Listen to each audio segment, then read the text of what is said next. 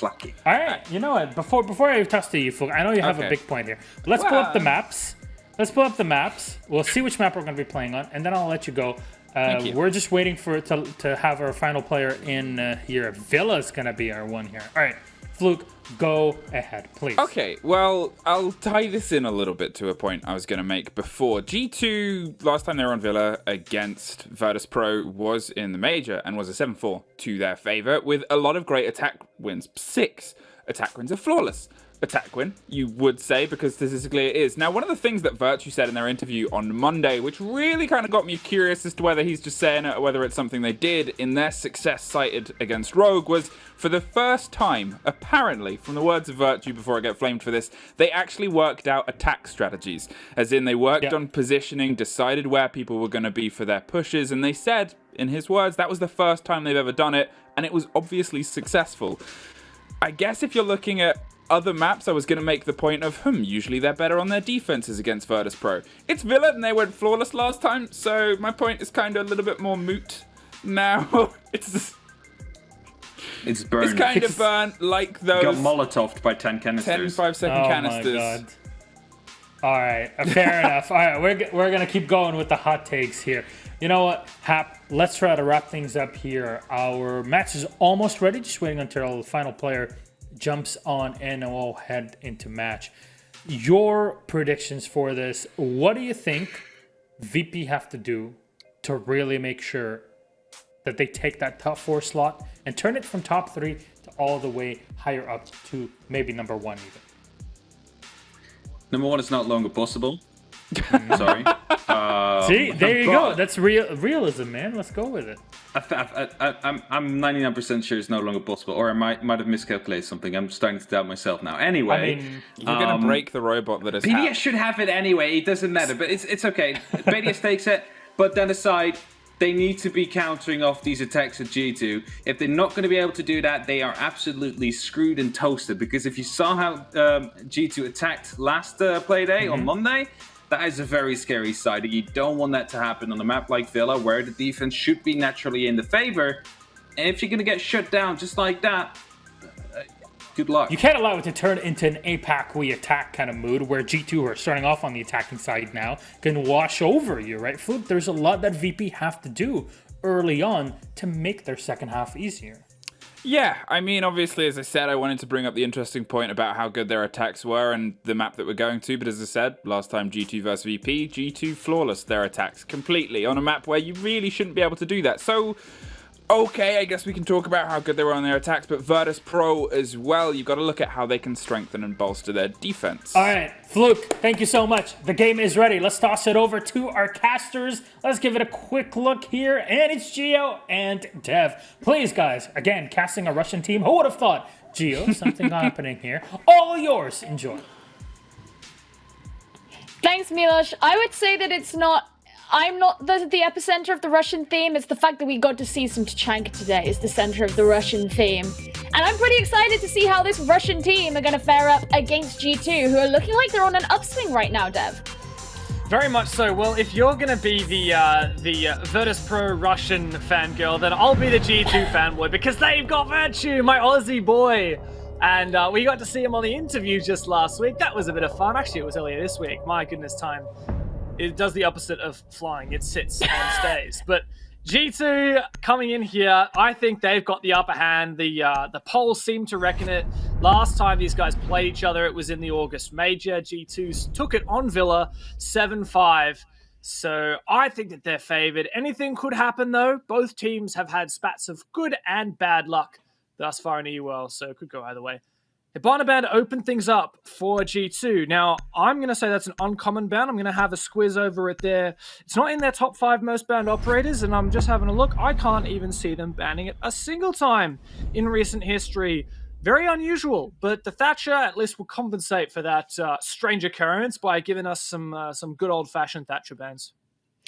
What I find really interesting is when they played on this map last time, we did see G2 ban out Nomad, and interestingly, given the small role change that G2 exhibited in their last game just earlier this week, Nomad was an operator who worked out very much in their favor. It was Citizen who took that role, and he of course turned out to be the highest rated player in the entire team, so I'm wondering if maybe they wanted to keep that in for themselves. But just to round things off here, we've got a Clash and a Maestro who are going to be joining those first two. Yeah, the Clash ban, I think, is a smart one. We've seen G2 utilize Clash really effectively. Uno plays a nice Clash. I'm just trying to recheck. I'm fact-checking myself with my Hibana ban. I had an issue with my spreadsheet, believe it or not. So I'm going back, and indeed, we have seen a Hibana ban at least once before from G2, stretching your memory way back, but not here on Villa. Actually, they did. They banned it against BDS on Villa in the August Major. So perhaps this is something Virtus.Pro would expect, perhaps not. I feel like with Ace on the table, it's a less impactful ban, because typically back in the old days, pre-Ace, a Hibana ban means that in order to hard breach, you have to get up close and personal to that wall, and that leaves you vulnerable to C4s. But with Ace still on the cards, I think, okay, maybe that's not the idea here for G2. Maybe they're trying to... No, honestly, I can't quite think of it. Maybe we'll see it unfold later on. I understand a Hibana ban on Clubhouse because it's hatch-centric, but yeah, I would have thought that that Ace basically nullifies that Hibana ban. But nonetheless, let's get into this round. It is a stat defense. Funnily enough, I was checking out the stats, and so far in Stage 2 in EUL, this trophy statue bomb site's actually the least defensive favored site at 29%. That said, it's a very small sample size, only been played 7 times because we've only had 2 matches of Villa thus far in EUL. And if you look back into the previous season, Trophy was actually tied in its effectiveness from the defensive side at 59% alongside Aviator Games Room. So I see the Aviator Games and Stat as pretty much on even standing in terms of how defensive favored they are. But it does come down to what kind of a defense we see set up, whether there's vertical play, and of course the operator bans can play into it as well. I expect that the verticality will be a point of contention for Virtus.Pro. With that Thatcher ban, they're going to have to get downstairs underneath the bomb site and clear out that wall denial of the Kaid. Straight away, they're going to be opening up a hatch, as that's Rusk flitting around downstairs. And if I remember correctly, it's something that Virtus.Pro like to do a decent amount on this map, is ensure that they're playing down in the basement as well as the 2 primary floors as well. Now, what's going to be really interesting here is, of course, the G2 are starting on defense, and what was so notable about their last game against Virtus.Pro on this map was that they took all of their attack rounds starting on the attack. They only had to win 1 defensive round, and that was on Aviator Games as well. So we haven't actually seen them play on this site against Virtus.Pro, at least not for a very long time. Looks like Pasha is ready to clear out this Electroclaw by throwing a nade over the top. He's taking his time though, and that's smart, because had he just tossed the nade willy-nilly over the top, it would have been caught by that magnet. The stun grenades go forth to burn through them, and we'll likely see the nade follow. It may well clear out that Electroclaw or expose Virtue. Needs to be careful. Haven't seen the nade go over yet. Pasha's still 2 in the pocket. What's he waiting for? Is he waiting for Milan to be close and ready? He's going to keep shooting at it. Virtue needs to be very careful here that he doesn't cop a nade to the feet. You can tell that he's just getting prepared because he has to move out of the way because of it. Oh, no. He'll have to be very vigilant. But first one doesn't work out in the favor of Virtus.Pro. No, he actually misses it. It didn't manage to go through the hole, and that's why it didn't destroy the claw. Second one does, however, and G2 don't have any follow-up wall denial. Virtue about to be put under hot water, but he stays aggressive on the wall. Makes me wonder, maybe he'll look for an aggressive peek. Pengu trying to hold on to Astro. He does just that. That's the first pick of the round for G2. Nice start there, getting rid of the Sophia, and that's going to deny Virtus.Pro a lot of the aggression with which they do like to play. Something that G2 had to use in their adaptation when they played earlier this week, but Pasha will be following things up with a kill back onto Pengu. That means that presence in Astro no longer there, and G2 are going to have to work their way around to ensure that that's dealt with. Pasha sorts out Kantaraketi to ensure that that cannot happen.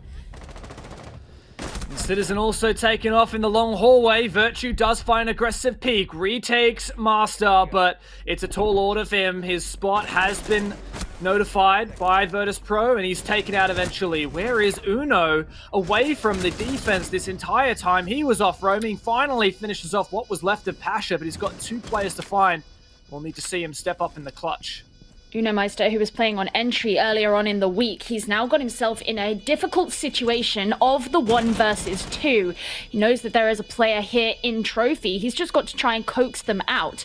He's still got just about 20 seconds before time is too late, and he knows that the other presence is in Astro. What information does he have? It doesn't matter. Rask is ready to catch him as he moves in through the door, and Virtus.Pro take the first round. In that 2v1 post plan, I really liked the way Virtus.Pro played safe. Rask was just teasing out, ensuring that Uno couldn't wide swing, but we saw his teammate playing really passive, holding in that corner. And we also saw Rask not over-peaking too much, and I think that was critical because the only situation in which Uno wins that is if it's 2 1v1s. And if he managed to take out Rask, if Rask was maybe peaking a little bit too much from Astro, then it would have been fairly simple for Uno to just take the second 1v1, but I like that Virtus.Pro forced Uno to be putting himself into a crossfire, and that was why they guaranteed they didn't lose out in that clutch scenario. But overall, really good start from Virtus.Pro. Pasha was the man to make the difference that round. He cleared out the Electric Claw that was pivotal in enabling Thermite to breach the Master Wall, from which point Virtus.Pro shifted their focus onto Astro.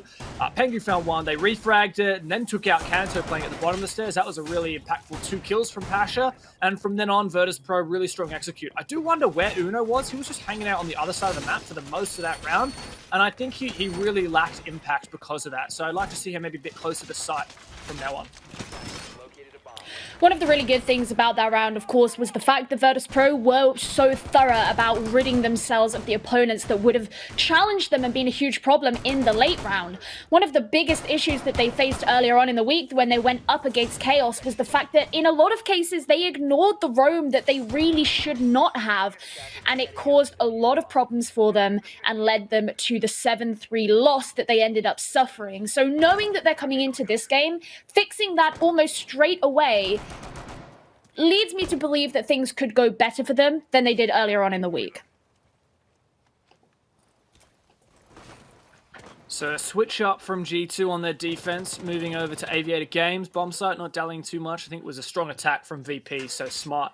Citizen the one to roam for now, but Virtus.Pro not contesting Master as of yet. Typically we see either a study-centric take from attackers where they focus mainly on clearing the top of brown stairs and using Vert, which is what Pasha's intending to do now. He's opening up a lot of rotations, so it's easy for him to get between the two underneath, I guess you could say, the 2 bomb sites. And we'll see WTG, who switched to the Buck off of the Zephyr this round so that he can no doubt engage that vertical play.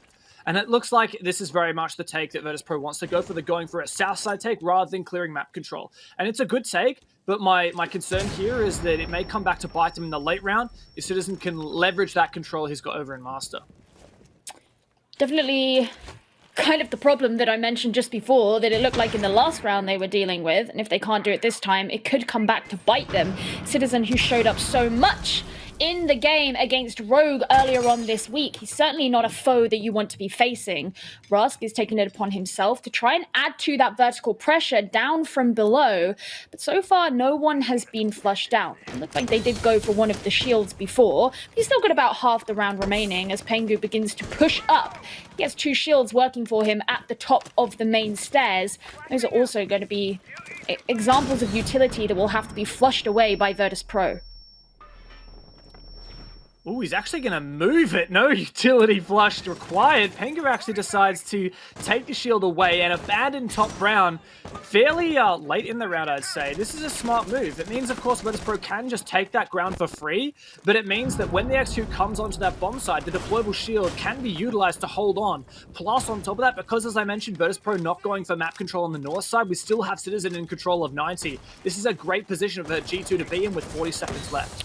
You also have to remember the fact that both the nades and the Ash Breach charges have been used, and you don't have a Zephyr on side, which could make it even harder. And as it gets to about half a minute remaining, Virtus.Pro will find it even more difficult as 2 of them taken down rather swiftly. There's a nice kill coming in from Pengu, Virtue to follow up, and G2 taking a rather decisive round 2. I think that was 5 kills in just about 10 seconds. G2 really knew when to turn it up. You could see here they have all the info that they needed. A couple different things, isolated engagements happen at the end there. We didn't see the opening kill, which was from Virtue onto Milong, but following that, we saw, I believe it was Citizen at 90 find the kill. I believe that was the player repelling on the 90 window. And that goes to show Virtus.Pro, because they weren't clearing map control from the master side, they needed to try and nullify that 90 position from the repel. And you're quite vulnerable in that position. He just lost his 1v1 from the repel, which is always quite difficult. And I think you highlighted something really pivotal that round, Gio, which was the fact that Virtus.Pro ran out of explosives. There were no more nades and no more Zephyr or Ash charges left to clear out those shields on site.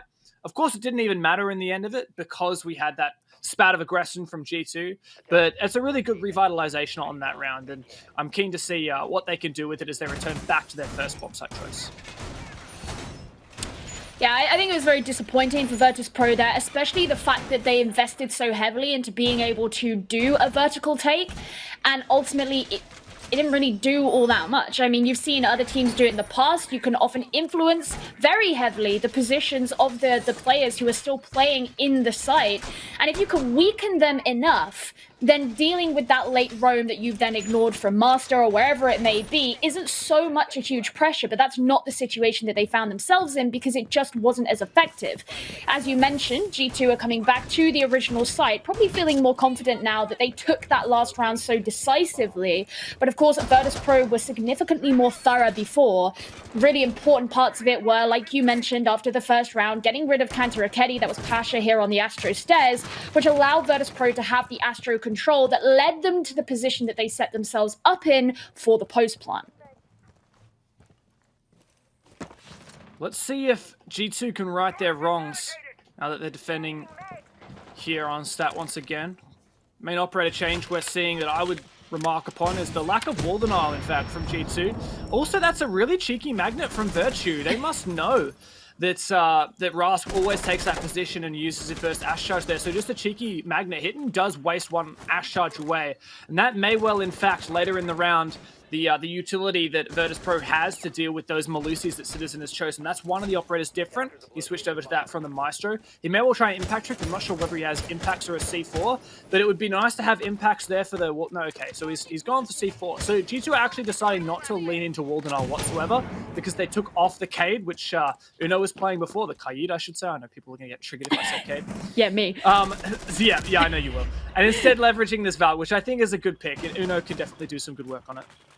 And especially what happened with the Ash Breach charge early on, that's going to put more pressure here on WTG, who got taken out very decisively by Pengu last time. We're actually seeing Pasha be the one to push up towards Astro, and there is present there a bulletproof camera as Pengu begins to peek around through the rotate hole, trying to prevent this push from Virtus.Pro. Now, when they took out WTG before, you obviously had the lifelines be lost, but he's still standing for now. But actually, I cursed it. It's the exact kill I was talking about. Pengu opening things up, ridding Virtus.Pro of their Zephyr. I really love that. I love that decision there from... Oh, Virtue! What is that? That's disgusting! He finds 2 kills on the peak. Great job with the Valkyrie camera to help out as well. Pasha now, the lone player here in Master. No more hard breach thanks to Malong going down and Shockwave as well. And now Ras trying to pick up the pieces from this repel, but he's basically ineffective. A nade goes through, but that gets caught by the magnet. I think that double peak from Virtue has effectively won this round. Yeah, it certainly feels that way as Virtus.Pro is slowly feeling everything fall to the ground. There's a good kill from Rask, who finishes up onto Uno Meister, and he's got to be joined by Pasha to try and apply the adequate amount of pressure, but it's not enough. Citizen and Pengu clear things up at the end, and G2 do what they couldn't on round 1, and that is take trophy and statuary. Gio, it's so annoying. I was about to make a cool point about the way that G2 were forfeiting Astro and getting Pengu to just play to defend Astro from Trophy itself, and then Virtue goes and gets 2 kills. I'm like, well, thanks, Virtue. I had all this analysis prepped up, and you're just like stealing the show and making me play-by-play that anyway. So, damn you, Virtue. Stop it, man. I'm trying to make a point here, but I will take this breather here to just talk about that point. I really love the way G2 abandoned Astro completely. Last time, Pengu found 1 kill and was traded. This time, he decided to play to defend Astro from Trophy itself, playing behind a reinforced wall. He could peek the left side where the rotate was, or he could go to the doorway. Another notable thing is that Virtus.Pro having Rask repel on the window, you don't have very many angles. You actually can't look all the way to the right in Astro from that window just because of the perspective. You can only see about half the room. So Pengu knew that, and that's why he was peeking from the left-hand side with the rotate hole. So overall, perfect adaptations, everything G2 needed, everything's swell. It's really good. I think one of the really worrying things about Virtus.Pro's conduct in that attack for me was the fact that twice did we see an instance of them throwing in an explosive and it being eaten up straight away by a magnet. You've got to be more diligent in those instances because you have to ensure that those magnets have been swallowed up, whether that's through flashbangs, which is obviously the most classic way of doing it, but you can't you know, succumb to it by sacrificing an Ash charge as well as a nade, which you are relying upon, especially as things started to get really pressurizing at the end after Virtue got those really impactful 2 kills. Yeah, and we actually saw the black guy that he used to get those 2 kills has just been placed once again, this time by Virtue. That's a great early pick. The first time the opening engagement has fallen the way of Virtus.Pro. It's a nice start. Citizen shut down. And the C4 that he had in pocket dies with him. That's really huge as well, because obviously G2 are now defending the kitchen and dining bomb site where you expect to see more vertical. Kanto just caught straight out there. That's a good start from Pasha. And once again, it gives Virtus.Pro a lot more free reign as they probably begin to come in through that upstairs. Obviously, you're seeing Virtue start to make a rotate around, but actually, as I say that, he's not the one holding a C4 anymore. It's his other 2 teammates of Uno and Pengu, who are now on the hunt. Uno needs to find this to bring back the numbers, but no, Pasha, once again, he's been hot on this game. Virtus.Pro find themselves in a 5 versus 1, I guess. Virtue, I've been saying how good you are, mate. On the flank now, no one on the bomb side. It's only a matter of time before Virtus.Pro know about it. They just discovered bomb B. That means they have just drawn the bomb site. They'll know it's clear. Virtue, you've got to step up right now. 1v5 ace clutch. Surely it ain't happening. The pre-fire onto the body. And Pasha closes out Virtus.Pro's flawless round. That felt very clean. I mean, I guess there's no other way of putting it when it's a flawless round. Very, very clean. And some of those definitely felt like they were shots that G2 could have taken. They could have won some of those 1 versus 1s, but again, really impactful. You get rid of one of those C4 players. They did bring, I guess, 3 or 4? Quite a few. You had a lot of that available to you that you didn't get around to using. And then the kill onto Kanto at the top of red stairs, which was just kind of bizarre because it was a perfect position for him to catch out any of the attackers who may have come that way, and he just didn't see anything. Yeah, I think the pivotal thing there is that Virtus.Pro, they found a kill onto Citizen, who is spawn picking Art. Then Kanto, clearly unaware that Virtus.Pro had taken that much ground, which is a shame because Citizen was dead, so it could have been either A, on the 90 camera, in which he would have called out the position of that sledge who was peeking, or B, he would have been on cameras and calling out, we've lost 90 cameras, so Kanto knows that there's a threat from that direction, so he wouldn't place it accurate. Those 2 players, that was really critical, because then when you're in a 3 versus 5 deficit, as G2 were, you're forced to play aggressive to try and regain that numbers advantage. Uno tried that, getting aggressive with the Bandit. That was really the first time G2 lost a gunfight that round, and it was a pivotal gunfight, because if Uno had won that, maybe G2 would have been able to claw that numbers advantage back. Virtus.Pro would have had to force the roam clear and try and hunt down Uno. Instead, he was taken down. It was all downhill from there. Whatever, G2, just write that round off. Return to Aviator Games Room. You've actually changed up a lot of the operators that they've decided to bring here. I think that Uno likes the Valkyrie, and they like that it's been enabling some plays, particularly on that stat tree defense. So he's bringing that instead of the... Oh, okay, never mind. He's dead. That was actually really nice the way they set that up because it just gives Pasha a lot more of a free route. Obviously, Pengu is situated once again on the main stairs, so he'll be able to call out that the Monty is there. But Milan just having the perfect angle to rid G2 of the Valkyrie. Really nice coordination. Yeah, and something, the elephant in the room, I guess you could say, that we haven't addressed as of yet is the Monty. So I'm wondering how that's going to pan out, how that's going to have an effect here for Virtus.Pro, because they haven't brought the Buck this time, which is the operator that they would typically be using to engage this vertical play, but they didn't know for certain it was going to be Aviator Games. Could have been Dining, as that was still unlocked, and G2 did tease that out by bringing the Oryx before it was 6-pick onto the Valk. So with no Buck, we'll just need to use the lifelines here for explosives and maybe a couple of breaching rounds from the Ash, but this Monty is going to try and leverage this vertical presence up the stairs. Pengu under the pump, gasses himself up, and he's gonna move on out. Now, Virtue has taken his position, though. Actually, it looks like Pengu isn't going to move back too far as he brings out the next Toxic Bathe canister, preventing Virtus.Pro from moving on up. Obviously, they haven't committed to the same kinds of vertical play, soft destruction operators that they did before, but it's not going to stop Pasha as he pushes up against Pengu. Virtue also having to retreat as the pressure gets too much and they want to return back to the site.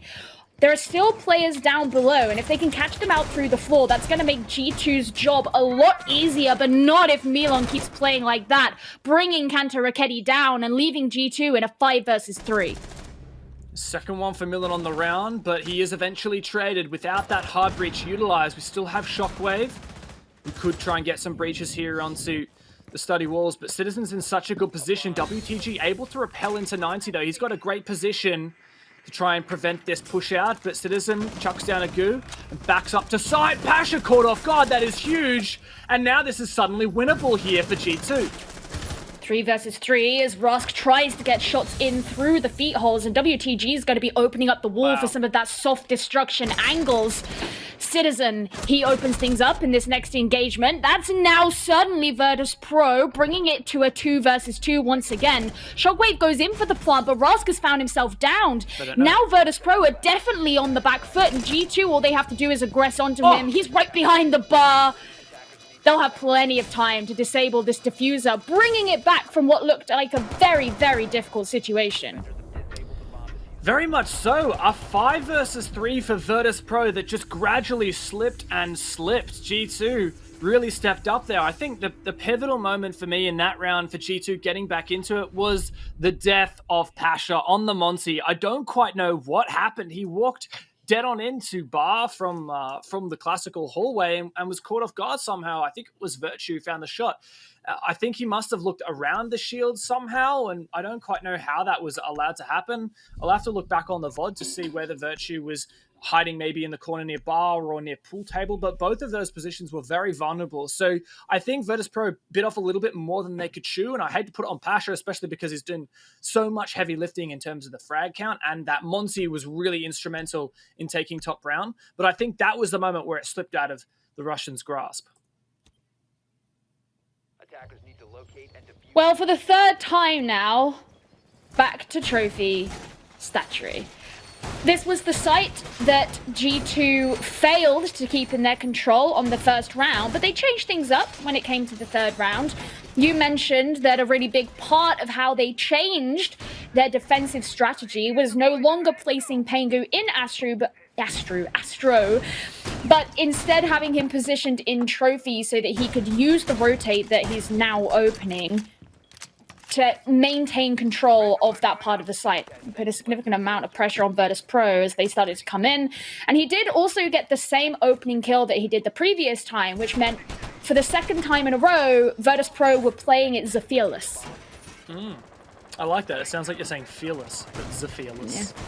Well, I am a wordsmith. Quite, yes. Well, I'm not. This round, the main changes we're seeing from G2, I mean, the story for me in this game has been adaptation. G2 have been really good at adapting. That's the key that won them the previous reattempt of this bomb site here, and they're actually changing things even more. The main changes we've got here is Citizen on the Mozzie.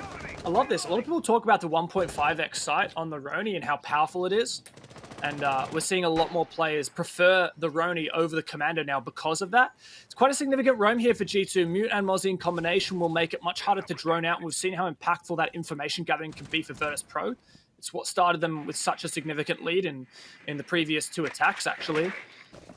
That drone's still allowed to survive, and looking at the drone economy on Virtus.Pro, only 3 down so far, so that's actually really good, but they haven't gained a lot of information. I think they're being quite passive with their drones. But now with the Selma breaching out onto these walls will help with that map clear for Virtus.Pro. I definitely find it very interesting because I believe this is the first time that Virtus.Pro have actually done this. Last time, or the last 2 times that they came to attack onto this site, all of them came from the master side. There wasn't much of a presence down here on the south side of the map towards study. So they evidently know that there are these players of G2 who are on the roam, and obviously that's what a prep phase is for. You do all the droning at first. But it looks like most of G2 have actually begun to move back, as you can see the 4 main players on the site. Yeah, I love Kanto that. and So Master. there were actually 3 players roaming before, and they were all showing to Virtus.Pro, look, we are holding Aviator Games, and then they managed to retreat back through games, not exposed to that 90 window, and now they have control of Master, which is something Virtus.Pro have been taking for granted this whole time. Milon's going to try and take it for himself. With Pengu hard holding the closet, I think G2 actually have really good positions. Kanto's in such an aggressive position. He catches off Shockwave. That's the diffuser carrier and the primary hard breach. Pengu says Master is ours. And now suddenly Virtus.Pro are reeling. They don't have the diffuser. They don't have the ground that they need. And this is so difficult for them. Is Unameister carrying a C4? Because if he is, this could be really dangerous. Yes, he is. Playing down below as Virtus.Pro continue to take a significant amount of damage. He's getting the C4 ready, and Pasha could get caught out here, but not before Virtus.Pro bring 3 kills in for themselves, taking it to a 2 versus 2. Pengu's still playing around the master area, and he's just creeping and crawling and being very quiet, so he can't give himself away, while Uno watches from down below. There goes the Malusi Wub. Does Pasha know the exact location of Pengu? He sees him around the corner of the doorframe. He's got to go in for the pre-fire, but he doesn't win it out. Now it's just Rask remaining. He'll know where Pengu is because of the information that's being provided, but Uno is still the enigma. Pengu with a beautiful shot onto Rask at the end secures the last defending round for G2.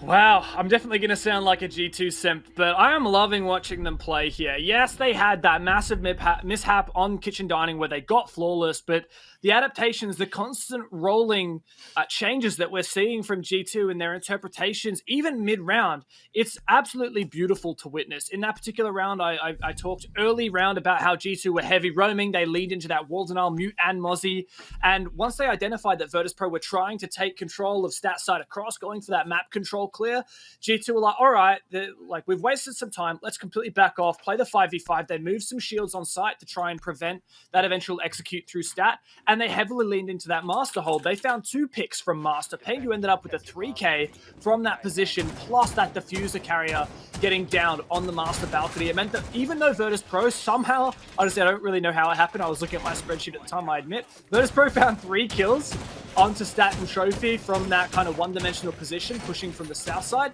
But G2 held on, in particular, to that diffuser on the Master balcony. A great round from them, and a great round from Pengu as an individual. Now this is where your average person would be like, well, they're switching over to attack now, so Virtus.Pro are going to have the advantage in EU. Villa has a 55% defensive win rate. However, I mentioned it at the start, when these two teams played against each other in the EU Major back in August, all the way, which feels like ages ago now, G2 took every single attacking round that they played.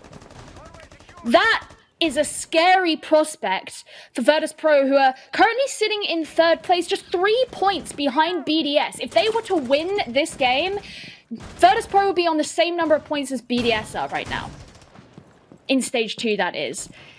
They have to pull it back in their defensive half, and they're going up against a team who completely swept them on the attack before.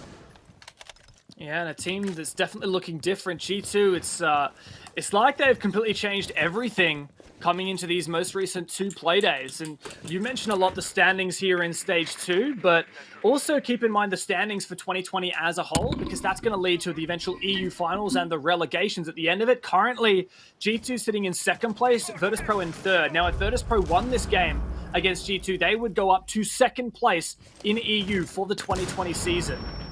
That's a huge boon coming into the eventual EU playoffs. Now, Virtus.Pro pushed back, really good time management for G2, so much control with only a minute 10 down.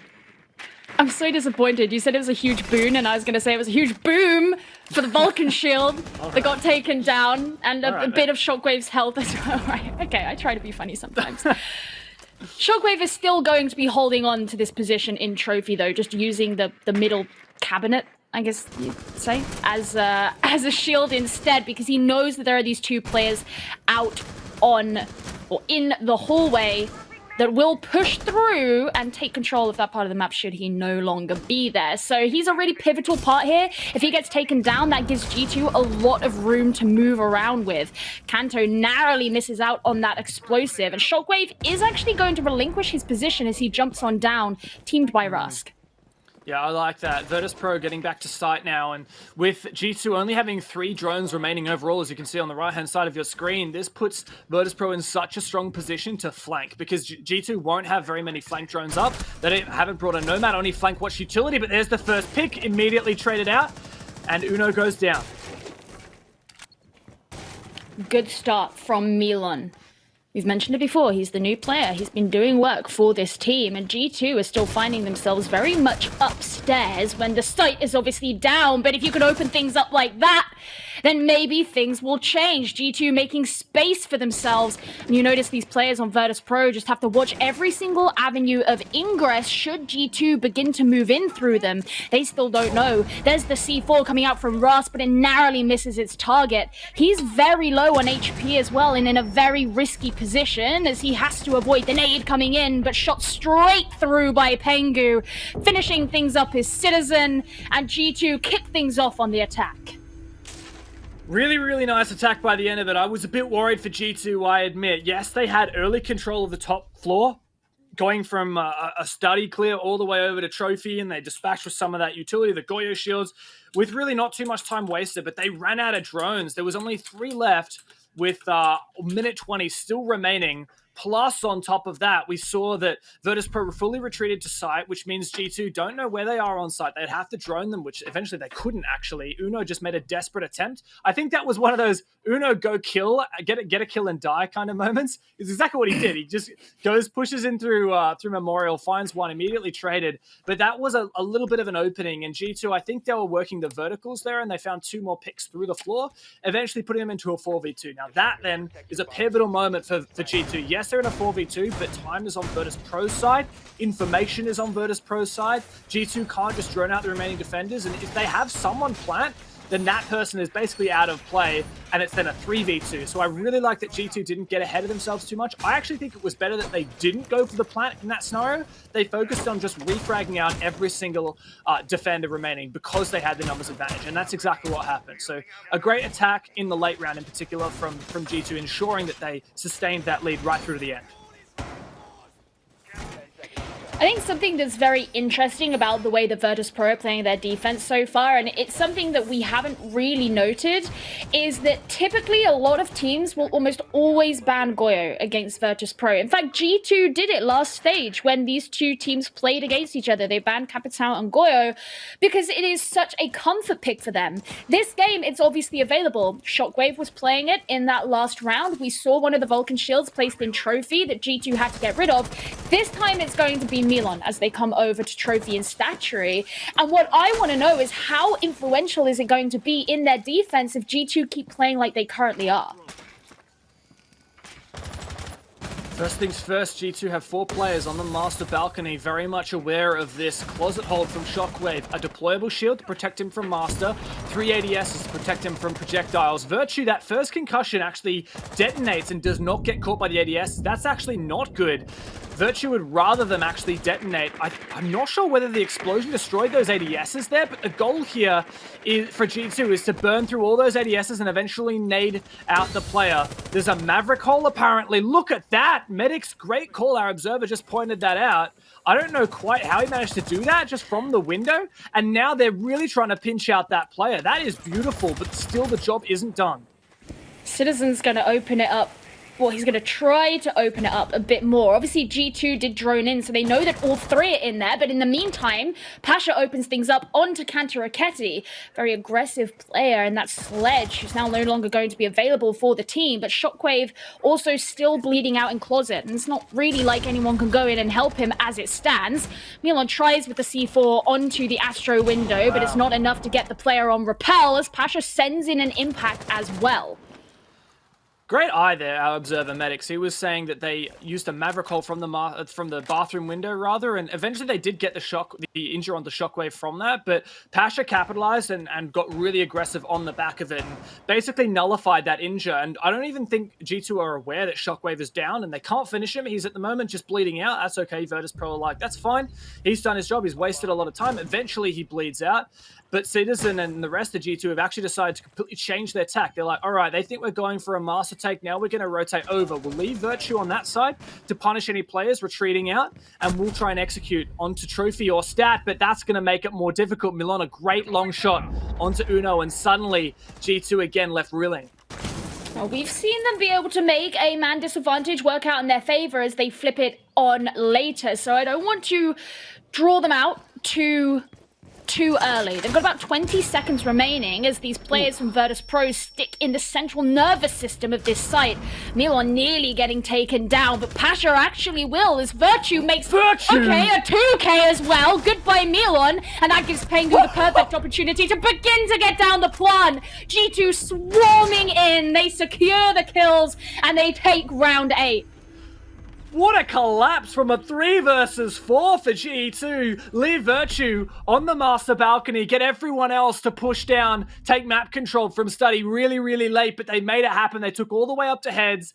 Despite losing Uno to that player on the long angle, they managed to pull out the execute. Nays to try and clear any positions in Study, rather Stats, and then pushing forward, Virtue found 2 kills from his position in master. That was absolutely nonsense. And then Citizen helps him out with rounding out the full house with 2 more. G2 now on match point 6-2. You said it, Gio. They are on fire on their attacks. If they take this next round and it goes to a 7-2, then Virtus.Pro have had 2 incredibly unfortunate games this week. For a team who have been doing so well in the last few months to suddenly now be facing this prospect. But on the flip side of that, you then can say G2, this absolute powerhouse of a team who have been struggling lately and we couldn't figure out what the funk was, now looking so much stronger. We've seen some fantastic creativity here from G2. They're not afraid to change up their operator lineup as they deem fit. When they knew that they would likely be attacking Stat Trophy, they switched the Maverick onto Citizen, got Virtue to bring the Zephyr instead. Citizen did that beautiful little trick from the bathroom window to expose that closet position. I think that honestly revolutionizes the attack onto closet hard holds on this map. Honestly, it completely changes things for that hold. And a great job from G2 to discover that. Really great creativity. And although it didn't fully pan out, they managed to salvage the round with a win. And they're in a great position here. Virtus.Pro aren't playing that poorly. Let's be honest here. Like, when Virtus.Pro played against Na'Vi, they got smacked about. I think they were just having a really bad off day. It was the worst Virtus.Pro we've seen in a very long time. Right now, Virtus.Pro is playing well, but G2 are looking once again to be like one of the top teams in Europe, and they're certainly playing like it. I have to say, I'm very excited to see this Citizen's been put on the Nomad again. I mentioned it at the start, but this was the operator on whom he completely excelled in their game against Rogue on Cafe Dostoevsky earlier on in the week. So if he can recreate what was done then, this could be a great round for G2. Rosk nearly bringing down one of his opponents, but not all the way, as Uno Meister still gets away with most of his health. And you can see a lot of utility being invested here onto the main stairs as they have to remove the shield behind which Shockwave is hiding. But he's protected by 2 ADS, so it's going to be more effort than just one explosive. G2 electing to go for a very similar attack, what we saw from Virtus.Pro taking Toms, but the different interpretation on the defense here is, as you mentioned, this shield. I've actually not seen this one before. Typically, you'd have the shield at the top of the stairs. Shockwave in a more aggressive position. How much explosives do we have left? Still, actually, the only thing left is that one Ash charge from Uno. All the nades, all the explosives from the Sphere are gone, so Uno has to rotate over and get off his other position. He's going to throw his flashbangs in. Oh, he loses his life. That is huge. What a pick from Shockwave. That is everything that Virtus.Pro needed. And the shield is still there, as well as the magnets too. Shockwave is just not going to be budged off of this position. And with most players of G2 downstairs, it's a difficult place for them to be. Shooting down into Harry Potter, but G2 send up another player. That's Citizen. They finally remove Shockwave. There's a second and third for Citizen. Oh my goodness, and now it's just Milan remaining. He's just got to watch down Classical Hall, hoping someone's going to come this way, but there's really not that much to prevent G2 from moving. Out goes the air jab. That's going to stop Milan from pushing forward, but instead he's going to be going round towards Aviator, looking into the study door. He doesn't have any goo mines in pocket right now, and he just sends in an impact, but he doesn't know where any of these players are. They haven't yet started going in for the plant, but at this point, do they even need to? Pengu's going to do it anyway, as he's looking for some of those players who may be out to protect him, but 3 seconds still remain, and he's not going to live it through. G2 are back in business, baby, and they take the game. What a match from G2. Indeed, they are back in action. The team that we know and love, and what a huge performance from the two newest additions, Virtue and Citizen, fully coming into their own. An MVP for my Aussie boy, and a 4K for Citizen in the final round. Look at that. Double digits on the 3 players at the top of G2, even Pengu, Kanto, and Uno, some of the most renowned fraggers, and they didn't even need to step up because the rest of G2 was there. What a beautiful match to witness. I think we have been treated to some fantastic Rainbow Six Geo. And wow, that one really sends it home. It's one of those games where you definitely look at it and you say, the scoreline doesn't tell the full story, but the fact is, what matters in the end is how many points you got on the board, and G2 are going to be adding 3 to their tally. Milos, let's send it on over to you and the guys, because there's a lot to talk about. Right back at you, buddy. We're back on